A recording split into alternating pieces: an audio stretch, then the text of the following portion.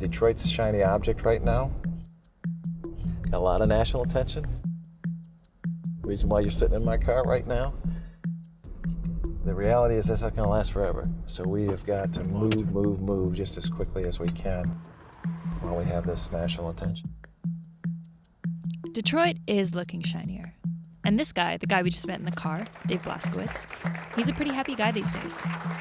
He runs a capital fund called Invest Detroit, and today they're here with the mayor in Detroit's West Village neighborhood, where they'll soon break ground on a new set of row house apartments that look like this.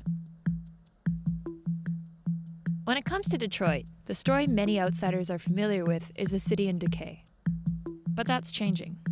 Invest Detroit and other groups started aggressively redeveloping the downtown. And now, they've gathered millions more in investment to develop 3 Detroit neighborhoods that the city has prioritized as templates for future growth. We're all very excited about this migration to the neighborhoods.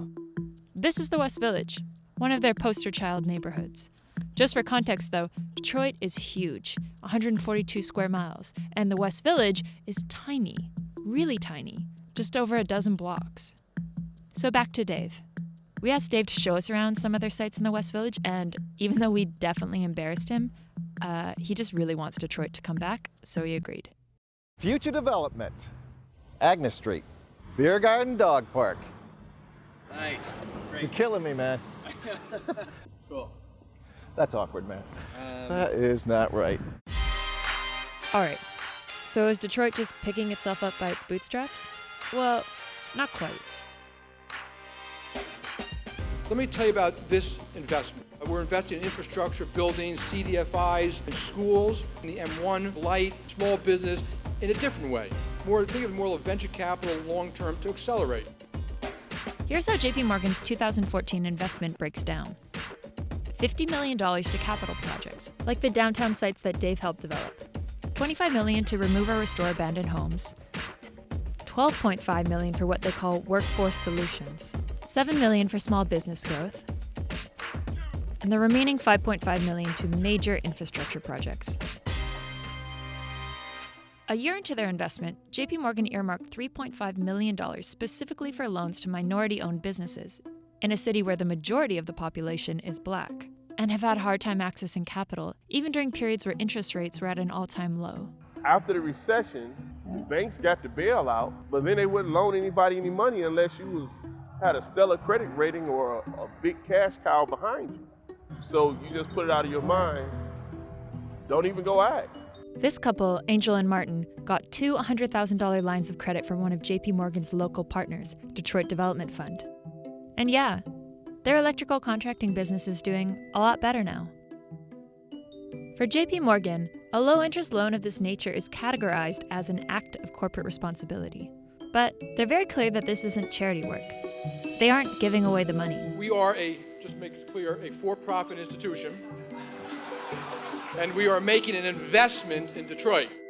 So it begs the question, why is a bank with over $2 trillion in assets making the focus of their philanthropy work trying to revitalize an entire city from a dozen angles? We asked JPMorgan's head of corporate responsibility, who was touring a skilled manufacturing training site. If Detroit is not growing, and we're a big bank in Detroit, that's not a good thing for us from a business proposition, right? In other words, if there's no money flowing, there's no banking to be done. The Motor City has basically been in decline for decades. The median household income is just $25,000. 2/5 of the city population lives in poverty, and the city public schools are some of the worst performing nationwide. Everyone seems to agree that Detroit has a lot of problems, and it's going to take a lot of money to fix these problems. But who should be responsible for ponying up that money is a different question. The expectation for a long time has been that governments will solve these problems. The fact is, governments have less resources, and these problems are just getting bigger. Chase says they're handling this like they would any other part of their business, looking at the data, sending a lot of staff to spend time in the city. So we went to City Hall to ask the mayor how he feels about a big bank stepping in with $100 million. They've gone well beyond $100 million, and I think, I hope they're making money off it. You know, Detroit's coming back very well, and I hope it works out financially for the bank, and I know it's working out very well for the city. Mayor Duggan's agenda brought the city out of bankruptcy and created stability and a clean slate for investments like JPMorgan's. But if we go back to the West Village, again, a neighborhood that JPMorgan, Invest Detroit, and the city prioritized, and you look at the activity that's happening there, it's worth asking, are the millions of dollars that are catalyzing new construction going to be inclusive for everyone? West Village was never expensive until now. Now this is the gentrification. Everybody's moving in. We call them hipsters. They know they can get the rent out the hipsters. This is Edith Ford. She's a native Detroiter, and she runs community engagement for MAC Development, a community development corporation that targets the zip code that the West Village sits in. With this apartment, that's going to be really different because people didn't pay that much money for rent. As some pockets change quickly, like the West Village, the challenge will be making sure that everyone in the city can catch up. When the plants was popping, everybody had an Escalade truck. When Bill Clinton was in office, everybody was popping.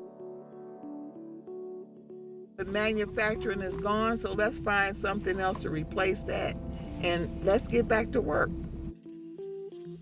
Revitalizing Detroit's neighborhoods will keep Dave busy for a while. We said we want to do 10 neighborhoods in 10 years. So we're trying to create templates that we could then, use in other places in the city. JPMorgan is halfway through its 5-year commitment to the city of Detroit. But a city is more than its buildings.